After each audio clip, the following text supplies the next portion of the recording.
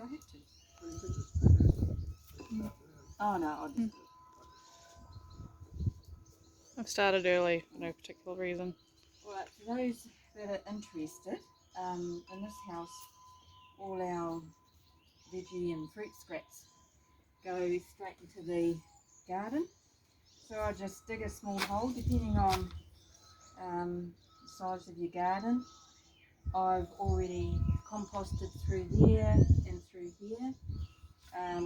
So this is just, I don't know, a week, maybe a week's worth of scraps, and put some more in there. So this is a good way of just putting a bit of good compost into the ground. My dad's done this for years and years, a really good veggie garden. So what I'm doing now is just chopping it up a bit so it can break down. I don't tend to put any meat scraps or bones in here. Every now and again I'll sneak a chicken carcass bones into it, but I don't tend to do that very often. So I just mulch it up a bit.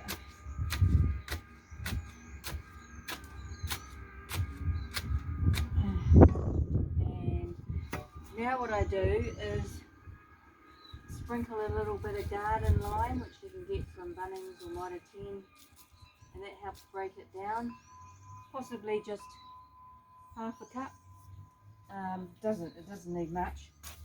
And then I cover it up. I put the netting over our open hole because otherwise the birds make a big mess of it. We also have a bit of trouble with poo geckos here, so if you don't cover it, the poo geckos disperse all your scraps all over the place. So in a few weeks, that'll be starting to compost really quickly. And if you don't actually need a really big space. You can see this hole is actually quite small. My holes tend to get a bit smaller in summer, especially when I've got lots in the garden and there's not so many places to put it. I'll sort that dirt out. I'll spread that out a bit better later. But as long as you've got a decent amount of cover over your hole, I'll often put veggie seedlings straight over the top of that now. But I'll take you to another part of the garden where I'll dig another hole. This here is our bin that we keep on the kitchen bench, and we just put all the, it's got a lid, put all the food scraps in that, and then when it's full I just come out here and throw it in the hole.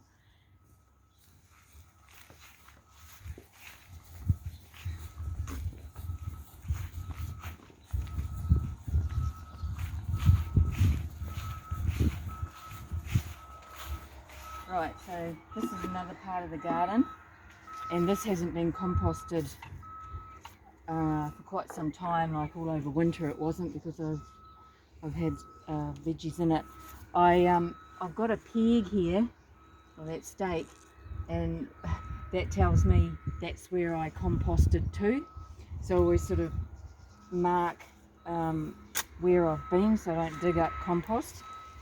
So all I do is just dig another hole. They don't have to be that deep, but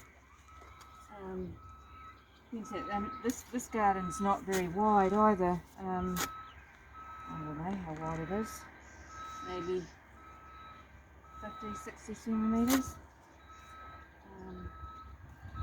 But yeah, I don't tend to put much compost in the garden apart from kitchen scraps. The veggies seem to do alright.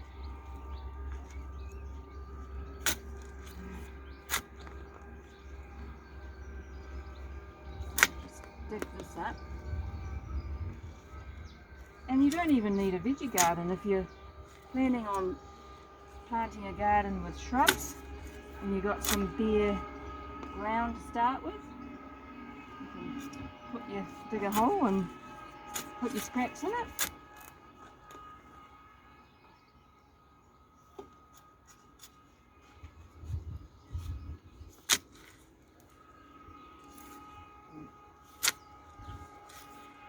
You can even put your grass clippings in if you want. I tend to, in summer in particular, put the grass clippings, I use it as mulch around the veggie plants. You can see there's some roots down here, that must have been from the last lot of kale or spinach I had in here. Alright, so I think that's deep enough. I'll tidy it. And then I'll just put this bird netting over it to stop the geckos and birds. And I've got an old tent peg that I tend to anchor there. And that's it.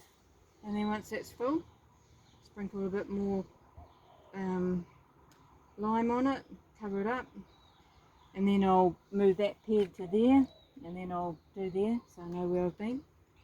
And that's it. And it's a good way to, we don't even use our food scrap rubbish bin, the little one that goes out in the street, because everything goes in here. So I hope that was informative, and hope it gives you ideas of what you can do.